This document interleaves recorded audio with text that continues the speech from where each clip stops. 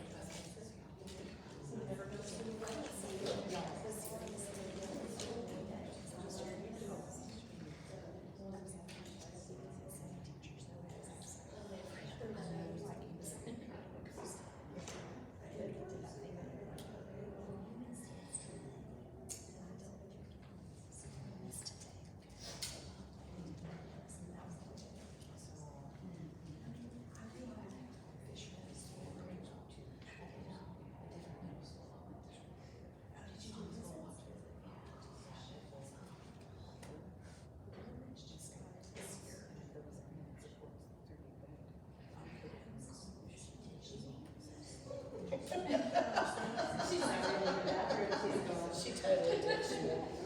At least she what you say, right? She said, she knows that I hate to do this. You know, that's something I have Ours is uniforms, ours is way on.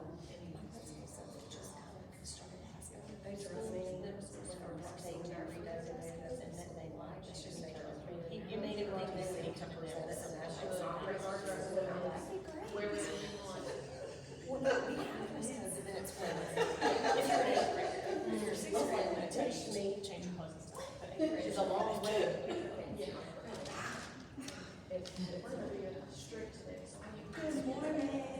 We don't do changes. We're gonna go ahead and get started. So we are in the session, collaboration is key. So I'm really excited to learn about some STEAM collaboration, specifically in middle school. Love it. So we have two presenters, rockstar presenters today. We have Emily Lockerbo, which I'm sure you've heard her name a few times at this conference, and Tracy Elmore. Originally from Winsboro, South Carolina, Emily graduated from Clemson University in 2009, making her fourth generation engineer. I love that picture with Cocky. I had to do it.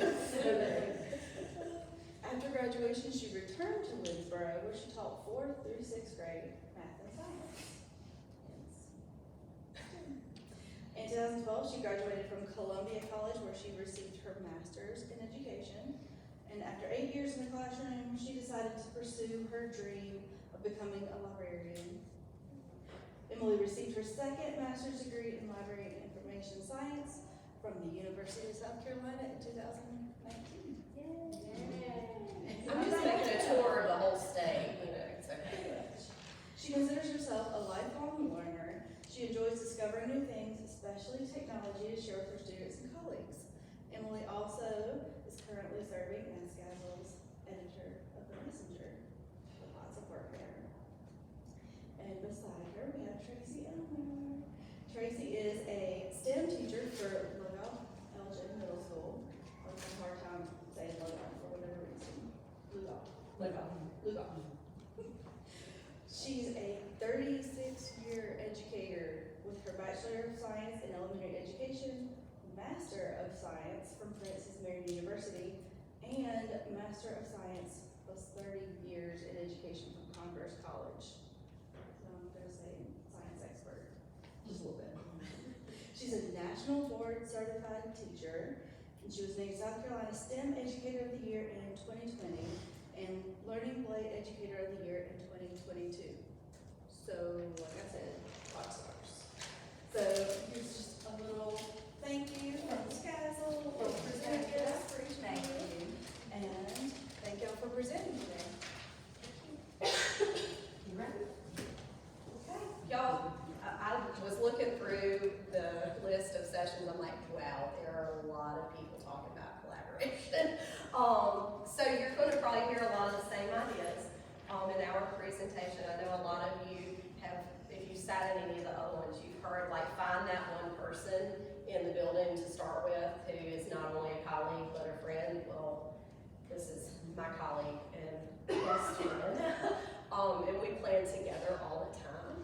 And Heather introduced us very well, and I'm Emily, so this is us, and our collaboration started over a totally random copyright question. Do you want to tell us about that? So my students were, I have a 3D printing class, and that all started with Learning Blade. I don't know if you're familiar with Learning Blade, but it's through the CAPE program. It's free to schools in South Carolina, and it has a lot of information on there for STEM careers and how they help to solve real world problems, and it's an interactive tool that students can use. It's fantastic, but it started from that because when schools use so many hours, you get a free 3D printer. So I got this free 3D printer, and I was like, oh, okay, let's do something. So that's how that part started. So my students were, we decided to create keychains to sell because we needed to replenish our filament and buy parts if something broke and things like that. And so my principal had challenged me and said, you know, fund your own project. So we decided to create keychains to sell. Well, as we were creating our own school keychains, it was October, November-ish, and they wanted to create Clemson, Carolina keychains. So I went to my librarian, who is my best friend in a lot of ways. I always tell when I present at conferences and when I talk to other teachers that your librarian is your best friend, and you need to find your librarian because they're going to help you in so many ways, and you're going to see that today in our presentation. But I went to her and I was like, I don't know about this. Can we do this? And so she went on her voyage of trying to figure it out, and so we actually, We tried to get permission to do it, in other words, because I was like, no! So my students, we had an ELA lesson. Don't ever be afraid, and tell your teachers, don't ever be afraid that when your students take it one direction different than what you're thinking, take it with the students, because they're going to really internalize that learning. And so with the help of the ELA teachers, they wrote a letter to Clemson and Carolina, and they were asking permission to be able to print and sell keychains for our school.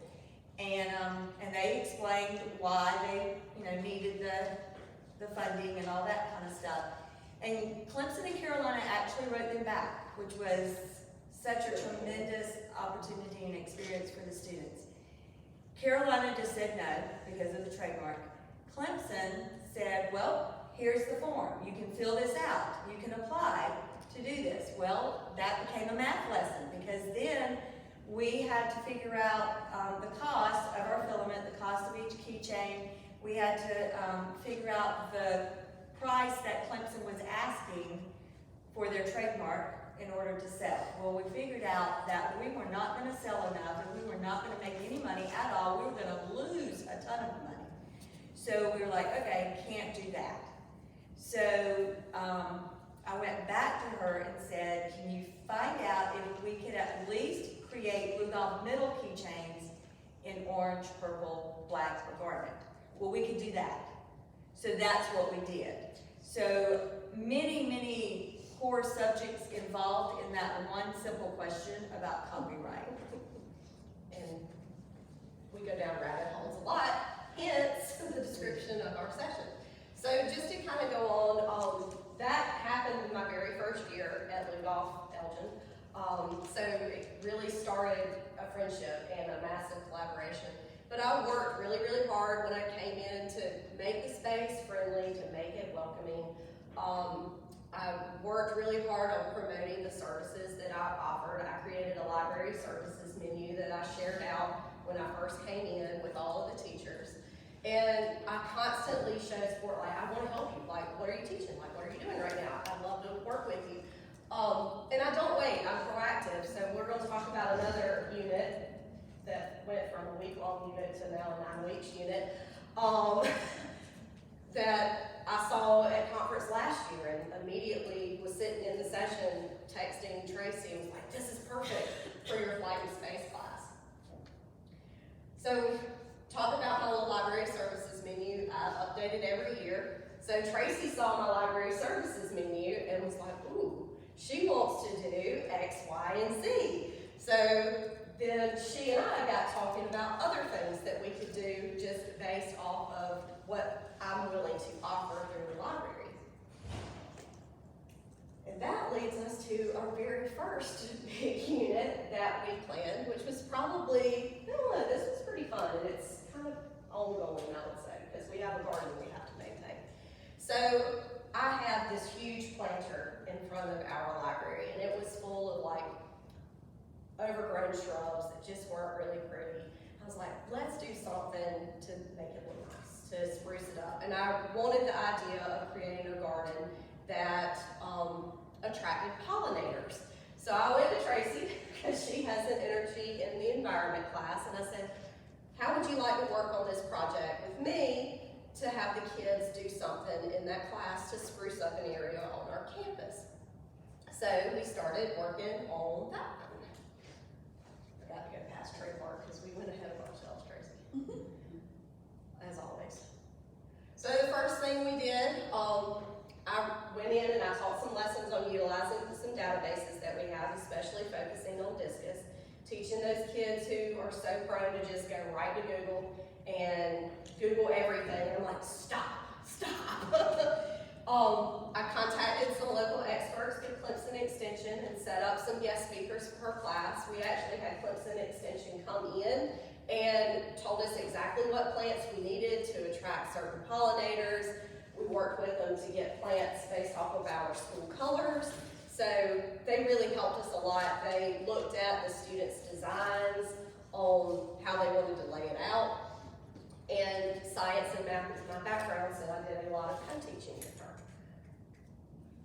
All right, you want me to talk about some of the pictures? Tag. I don't see the pictures, but anyway, sorry.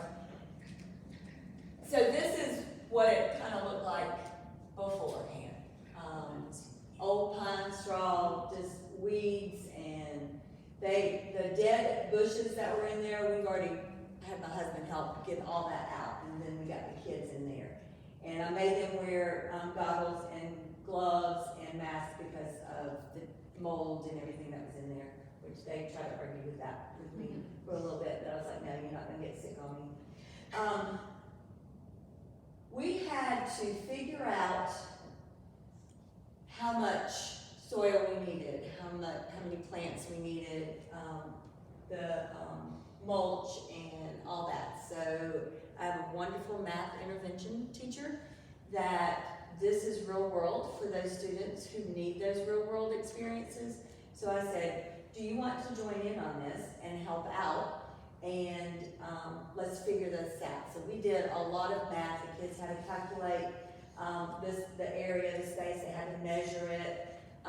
They had to calculate how many plants we would need in there, the spacing of them. We had to research like the mature width, the mature height, all that, because you need enough space for them to grow. Because when we got them, they were little, and it looked bigger to start with, which No, it's the next slide. Yes. Where they start. So that was hard for the kids to kind of understand that, because I wanted to put them right on top of each other so it would look more full. When we calculated the amount of mulch we needed, and they got the cost for it, they were like, we can afford that. So then they had to think about, well, what else could we do? And they were like, well, pine straw. And one little girl said, well, my grandma has a lot of pine straw, and she is always asking us to clean up for her. So that child went home with her brother and brought in like 10 bags of pine straw that they had cleaned up their grandmother's yard. So it turned into a service learning project. And we talked about that, and other kids started doing that. But then Ms. Bacamo somehow, magically, went to Lowe's and they gave us 35 bags of mulch for free. They were the ones that were outside and faded and kind of torn, and they were like, nobody's gonna buy that, and they donated that for us, which was amazing. Manager there. It was, I know the manager there. it was amazing. I mean, my kids were so excited.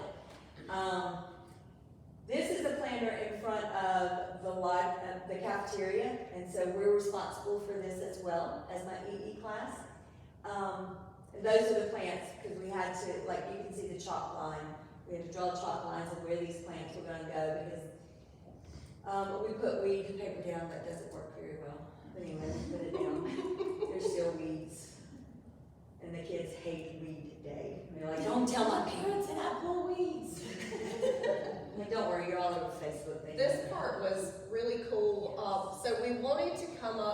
a way for the kids to physically kind of graph where everything goes based off of the recommended spacing for plants.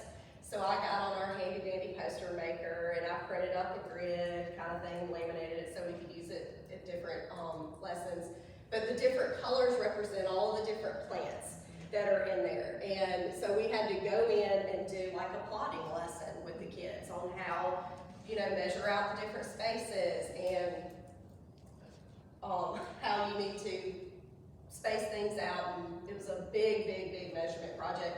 We had the kids in different small groups, so you can see another group back there. So everybody was doing it, and then they voted on kind of the layout, right? Isn't that what?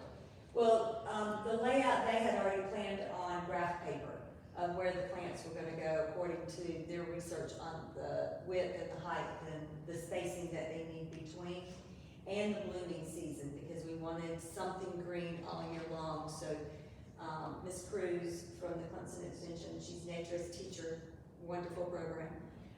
She will come into your school, she'll zoom in or whatever you need. But she helped us do a grid on a small sheet of graph paper, and then they took that and made a big scale of it so they could see it a little bit better. So when we took that and went here, it was real to them if they could actually see that. We also did some research on the life cycle of the monarch butterfly, and so they used clay and pipe cleaners and construction paper and created the life cycle of that. So then after we planted our stuff, we intentionally put the pollinator plants in there. Well, then we started having, a ton of monarch butterflies. So we called the Clemson Extension Service again, hey, we're seeing a lot of this. Now this garden in front of the library is a protected monarch habitat. Now, all from doing this, so it's a protected area. The UPS store donated the little sign for us to put in there after we made our design. So now we have like a habitat, an outdoor classroom to be able to observe plant life cycles, animals, all kind of things. Right at the beginning of this school year, and I think it's the next slide, of course we had our big fat caterpillars that started. And we worked with our art teacher because we taught with nature as a teacher again, and that monarchs need a bowl to be able to get their feet wet when they go onto the plant. So our art teacher had the ceramics class made a bowl that we put in the garden for them. This has turned in massive rabbit hole project. It's wonderful though, and the kids enjoy it. And so then we started talking about pollinators, and we did a simulation lab on pollination in our mini gym and had all of these little flowers that we cut out, and the kids had to weigh different balls of paper and chart it. And That was their pollen grains. yeah. And then she does origami, there's a picture back there. They did the origami cranes, and it's hanging in their library. And I thought, ooh. So I use a mission challenge and learning blade with my flight space students on aircraft with payloads. And I thought, wait a minute, we could do an origami butterfly, and they could, so that gets in symmetry and measurement of creating that, and then they could fly their butterflies. And we had little jobs for them. There was someone who measured, and the pilot that flew the butterfly, and it's all great. I'm one in my curriculum that love to read books, even to my middle schoolers. They love to be read to, and they need to be read to. So I'm constantly, she bought so many books for me when I go to her, and I'm like, ooh, I want this book, I need this book, and she's like, okay. This one is by Eric Carle. That's the robber bee that I read to them to start with before they went out here. So get your teachers, high school, no matter what, to read to your students, because it's important. That's more of the Butterflies. life cycle. We did a suncatcher butterfly. They really enjoyed that. There was special paper that we bought, gel paper that went into their little wings, That was very simple, they're hanging in my room, the kids love it. That's the origami, and that's outside, so you can see how the sun shines through. They enjoy that, and it shimmers with above the ceiling. Okay, so after we went down that rabbit hole, this is the rabbit hole that we went down after conference last year.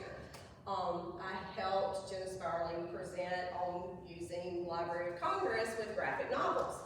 So she was talking specifically about this graphic novel about the Wright brothers.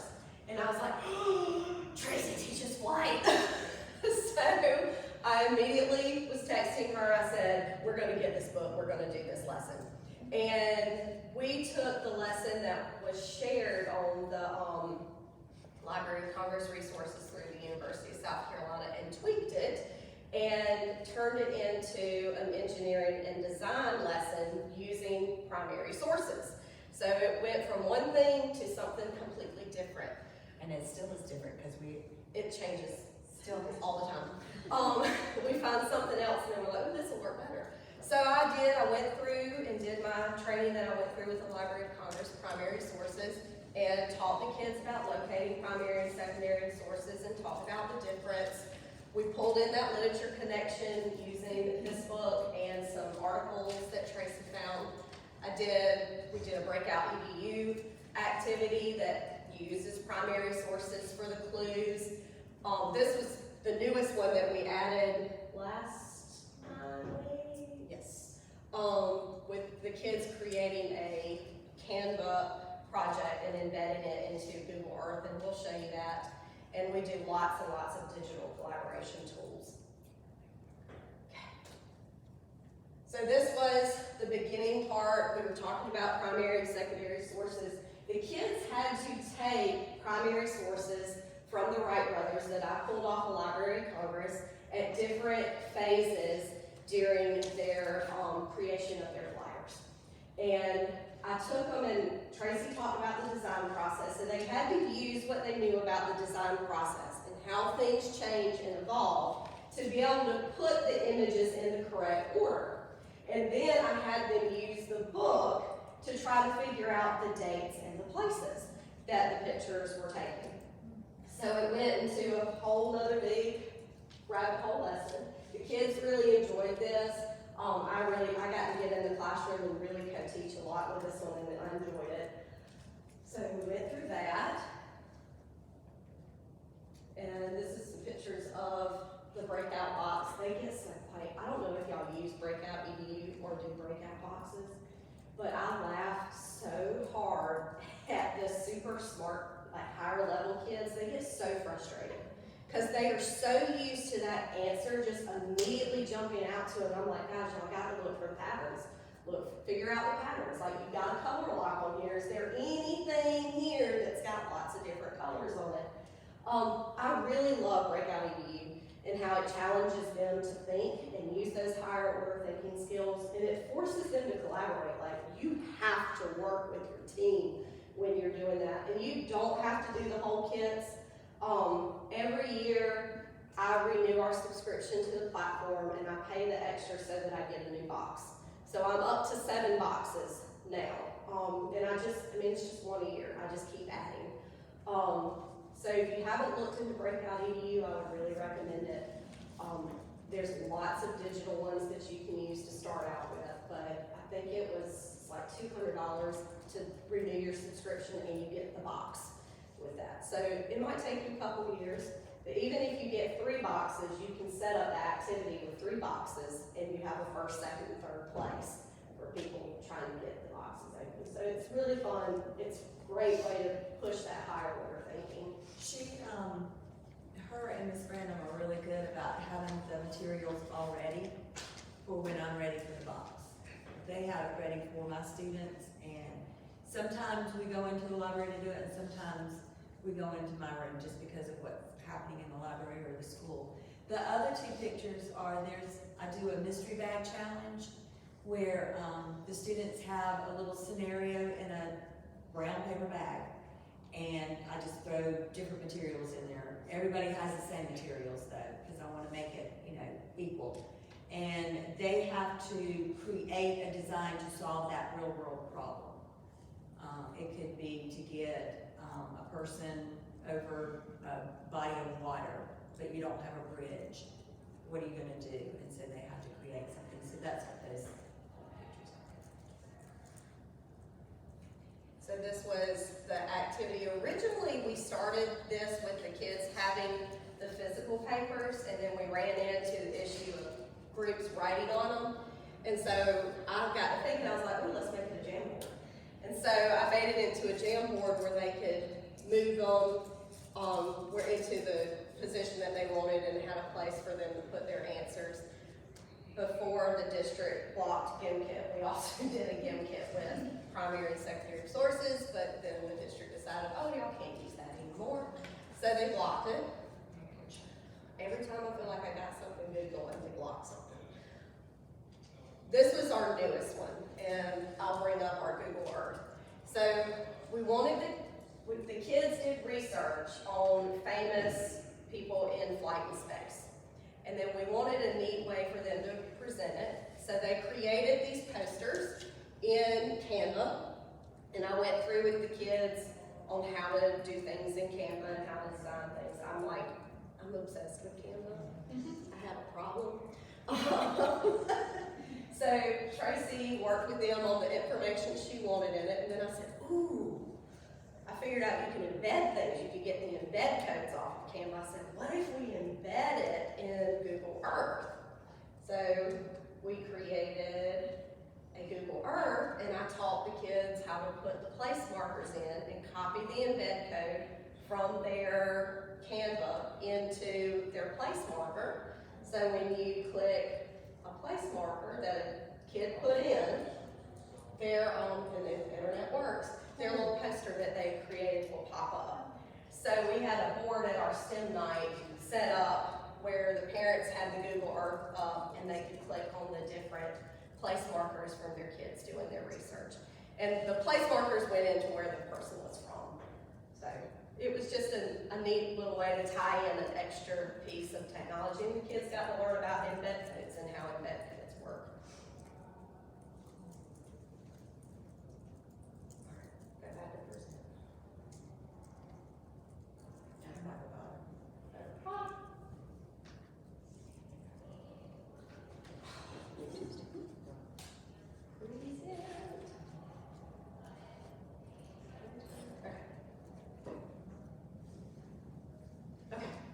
So now you start on this. Okay, well, let me finish up on, well, I'll wait. Or not. Because that was, no, it was in the the third 9 week. One of the activities, and she didn't, It's not up there. no, yeah, that she didn't refer to. So there was an activity, it was called Measuring Up. And the students were to go outside, and we tried this outside, and then we tried it in the hallway, and then I decided to do it differently. But they were to measure like the flight distance of the Wright brothers' first flight, and then the wingspan, and then the passenger side of the Boeing 747. Well, outside it didn't work. They were supposed to use sidewalk chalk, and our ground's so bumpy with the asphalt, it was chaos. And then, Kids thought it was playtime. yeah, and then we went in the hallway, and that was better, but it was hard to kind of see all the students because they were so spread out. And then they just wanted to sit and talk. So I went to Emily and I said, how about if we do this? And so I graph paper, and so they drew it out and measured to scale on the graph paper. And this worked better for me than the other ways. So sometimes you have to modify those lessons according to your kids. And who knows, another group of students might do better doing it the other way. This just worked better. I could have control a little bit better. Something else was I found this article, and I went to Emily again, and I was like, look at this article, this is so cool. And it talks about the Wright brothers. So when we talk about them with the flyers, they talk about, we looked at some of those primary pictures, and they had this piece of board, and we couldn't figure out what that piece of board was from. Well, as we did more research, they did rails for the glider to go down. The kids kept picking up on this right here in this picture. Yeah. And we were trying to figure out what it was. And they used a catapult to launch their flyer. So, of course, my STEM mind, I'm sorry, go ahead. I was like, okay, we're gonna make catapults. And I learned this from a conference that I went to. It was the math conference. Very simple, rubber bands. Of course, we had to have our conversation about rubber bands. Y'all laugh because you know. Yes. And then, so I just created a lesson on the catapult design. And at the very end of it, they have to do a debriefing on it. And so I had them create a digital. They could do something on Canva, they could do something on Google Slides, however they wanted to create their debriefing about what happened and how did this work, what changes did they have to make, different things like that. But it showed them about catapulting and the trajectory, and that, then I went to Emily again, and I was like, okay, so can you find some resources with their books? And she finds from the Library of Congress their trajectory and their notes. So my kids, see, I get goosebumps now, my kids got to see this. And then we looked further and we found patents that they did for their flyers and stuff. I mean, like she says, we keep going and going and going, but, okay. But I mean, how many of you would have thought that just from 4 primary source pictures, that all of that could evolve from that? Just from 4 images. But I mean, it wouldn't happen if I didn't have somebody like that so super willing to work with me. Okay, the next one is celebrating different abilities. Yes, we got to talk a little faster. Yes, right? you gotta go. Sorry. So this was a unit that I created. I wanted my students to learn empathy and what empathy meant, and that we are different in all different ways, but we're special, and that it doesn't mean that we don't like somebody because they have a different ability of some type, if it's physical, if it's mental, or whatever, that we need to accept everybody. So we talked about acceptance and all that. So again, I went back to her and said, I want my kids to do some research on some abilities.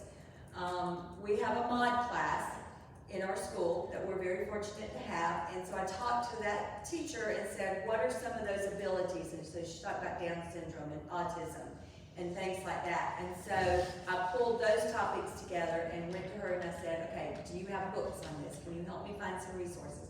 She fills a card up with books that are fabulous. And so my kids get to do the research on that. They created a Google slide presentation to teach the rest of our class about that ability, and then they had to come up with an activity that showed us what it's like to have that ability. So like some of the activities, we had little fuzzy goggles for visual impairment. We had noise canceling headphones so people could see what it's like when you can't hear. We had where you had to write with your non-dominant hand, so you can see with physical disability like that. And they shared the books that she had to introduce books to our students, to the other students in their class, to their peers, so they could go check them out if they want to, if they were interested in it. And one of them, for their research, was these little books that she had in the library. And I was like, oh my gosh, this is perfect, because later on, at the end of this unit, they do a research on STEM careers that deal with those abilities. So they got to, use that information as well. This book is a cute story about a baboon that helps a man with a disability. So great stuff from there. I asked her too if she could find we watched 2 videos, one from President Bush and one from President Obama about the American Disability Act. And then I asked her, I said, can you find me that law book? It was like 5 minutes. She had it printed out for me. So we had our kids annotate the law. They separated out, because this is very thick, so they were in a group of 4, separated out, and then kind of talked about it. And then she found me the amendment that Obama talked about, things that they added in there. for movie theaters and concerts and things like that. So they got to see this as well as those videos. And then I was like, you know what? Let's continue on. So I got a Venn diagram, and they had to go back to the videos and look at the law, and they had to compare that. What a great experience for them. You know, I mean, they learned so much. We went into the mod class, and they got to come, they designed some STEM activities to do with those students. They got books from our library to read to those students. I mean, it's just been a great experience. They created digital posters about their ability that they did. I also read Squeaky the Robot, which was a good book for the kids because it talks about individuality and accepting everybody. But they created posters, and then, like I said, they did a STEM career for that ability that they researched. The kids love it. The mod kids love for us to come in. Our kids love that, and it really gives them an experience with people with different abilities that they have. So with that unit, I helped a lot with the research components of things, a lot with the research component stuff. And the next thing we figured out we could add to it after we were looking at the laws, we were like, oh, that's why they had to redo the football stadiums. So when we teach it this next time, we're gonna bring in the local stuff and, you know, why our schools had to have X, Y, and Z done for the ADA compliance, so. Question. Yes. What source or what app did you use to create the digital posters? Canva. Canva. So now, we're working on 2 more units that we're writing this one as she's teaching it, the advancements in space exploration, because her flight and space class has some repeaters this time. So we spent a lot of time the last 9 weeks teaching about flight. So now this time we're going to be looking at the space aspect of it. So I went to her again. This was on the weekend actually, and I texted her and I was like, okay, trying to develop this unit, I want to start with hidden figures. Perfect. With, you know, talking about the space race, all that stuff. And I said, so can I watch hidden figures with my students? So she was like, yes, it's on the approved list, da da da, all that kind of stuff. And so she helped me find some things. At research again, she helped me find some things that I can use for hidden figures. She found a podcast from the author that talks about why she wrote the book, and there are some questions that go with that. She found me some questions that go with the movie. So yesterday my kids started the movie. They were so excited. Of course, I had to have popcorn. But they're answering the questions, the comprehension questions about the movie, because it's not just about watching the movie. And I tell my students all the time, when you learn something, you have to share that information. Don't just keep it inside of you. So, like she said, we're still writing it right now as we're teaching it, but there's lots of, I just went to a STEM workshop on Friday and on Tuesday and learned some things that I can bring in for them as well. So this unit will be developing as we speak, but the kids are enjoying it. They're learning a lot. They're learning a lot about that time period and how history is so important for us to change our world, and that they can change our world just from learning from past history. The other one I'm working on, I read the novel by Alan Gratz because I'm a super fan girl and like totally nerded out Friday or Wednesday. And I read 2 Degrees. And I'm reading 2 Degrees and finished. I'm like, oh my gosh, this will make a perfect interdisciplinary unit. So I went to Tracy, told her what was going on in the book, and Kathleen will laugh because she is my arch rival. She's sitting in here stealing my ideas, y'all. I had a really bad experience with a whole school novel study, like really bad experience, and told Kathleen I would never do this again. And then I read this book. So now I have a panel of teachers that we're working together. I pulled math teachers, science teachers, social studies teachers, ELA teachers. We're gonna read this book together and we're gonna write the unit to go with it. So I'm hoping that by soliciting help from other friends that I have made on different hallways and in different subjects, that if it's coming from teachers and not just me, maybe there'll be more of a buy-in. I don't know, y'all keep y'all's fingers crossed for me, because I really want to have a good experience with this one, but that's in the works too. So, and in all of this amount of time, I have completely forgot to give y'all the most important thing. All of this went, I had, after I had shared my library services menu, I had a planning time, I guess would be a way to say it, with the different grade levels during their scheduled planning time, and we had cookies and conversations. And I just shared with them different things I was willing to do and things that they were working on, so that I could kind of start getting their wheels turning about how I might be able to help them. So, and I think that really did help spur some relationships in our building, because I don't just work with Tracy. I have math teachers that I work with. It's like I have our Algebra 1 teacher now who's collaborating with me, because he's like, "You really did teach math." I really did teach math. So, you know, working with him. And we want to end on this video. I saw this video at the middle school conference that I went to earlier this year. Do not tell the ending. I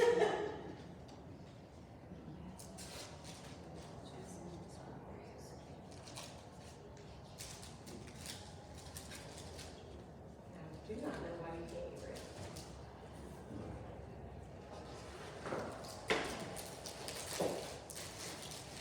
I don't know. Imagine what's going on.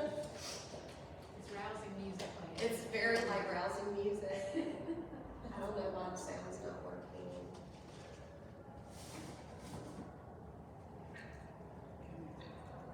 This guy, the guy is from like Africa. He's learning how to read, going through different resources. He's visiting his library, and he's making progress.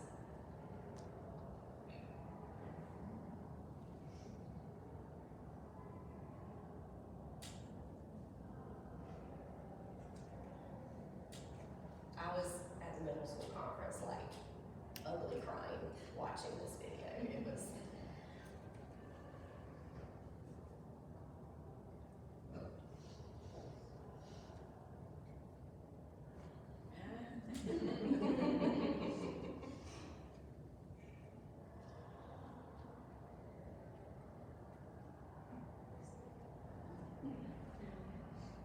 He got a gold star for his work. And he's finally getting to sit down and read this book that he saw in the bookstore.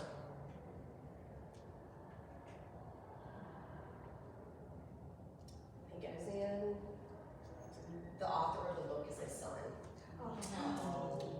So he wanted to read a book by his son.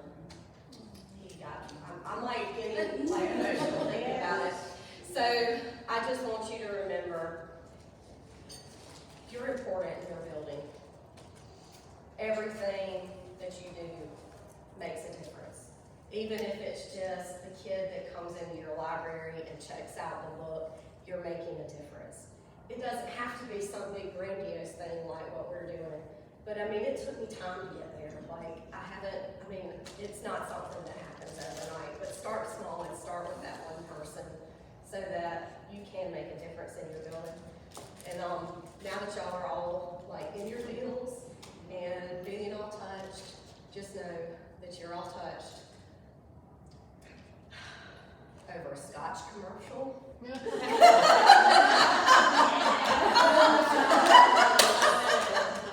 So that's your funny ha-ha. Get you all emotional. And the QR code and that bit.ly link will give you access to our slideshow. I've given you the links for for our Twitter and our, social media pages, I share a lot more things out through our school's Facebook page than anything else. But, anybody have any questions? Y'all first, when y'all first began, was it Learning Way? Learning Blade. Learning Blade. Learning Blade, and it's free through the state of South Carolina. Okay. So I love interdisciplinary units. I love cross-curricular connections. I'm like all about everything you guys are doing, and I love STEAM as well. So, and I used to teach science once upon a time. But what I'm sitting here thinking and processing is a lot of my teachers are getting into this. You need to do this unit at this time frame, and we need to like be like by the standards and by the curriculum map, and I don't see them being willing to just run down some of those rabbit holes and do some real world learning experience with our kids. What's your best advice for that besides trying to find your one? So, a big thing with me, and I taught 6th grade, but I never taught 7th or 8th. I'm not certified to teach 7th or 8th. Well, I guess technically I am now, but I didn't like as a classroom teacher. So I did spend a lot of time initially like looking at those standards and becoming really familiar with them. And then if I just had one that really stood out to me, then I just spent a little bit of time doing my own research and thinking about some things that like I could do to offer. And I'm our this person at our school. So I'm a little sneaky sometimes, and I'll get in on the admin level on their Canvas pages to see what they're teaching. I do not. I do. I'll get on their Canvas pages and I'll look just to see what they're teaching. I'm the technology integration specialist at our school, so I mean, I've got the tools, so why not? So I go look at what they're teaching, and then I'm like, hey, I just happened to find this really awesome lesson. I think you might be teaching it right now. So I just take that initiative. Like, I don't wait. I'm just like, hey, I found this. Do you want to use it? And then 99.9% of the time, they're like, oh my gosh, let me just do this so this crazy woman will leave me alone. That's how I got our Algebra 1 teacher doing stuff with me. I kept on and on and on and was like, Mr. Charles, come on, please do a breakout box with me. Please, please, please do a breakout box with me. And I finally found one, and I was like, I promise you, this is perfect. This is going to go right with it. He was like, okay, Bachman, okay, we'll do it. And so now he wants to do more. So it's just, I mean, you got to know their curriculum. You got to know what they're doing. And the worst they can do is tell you no. That's the worst they can do. And at least at the end of the day, especially if you're sending things through email, I always copy my principal on email so that he knows that I'm actively pursuing to try to collaborate. At least I'm showing that I'm doing it. I can't make them do it, but at least I'm trying. Yes. One of the ways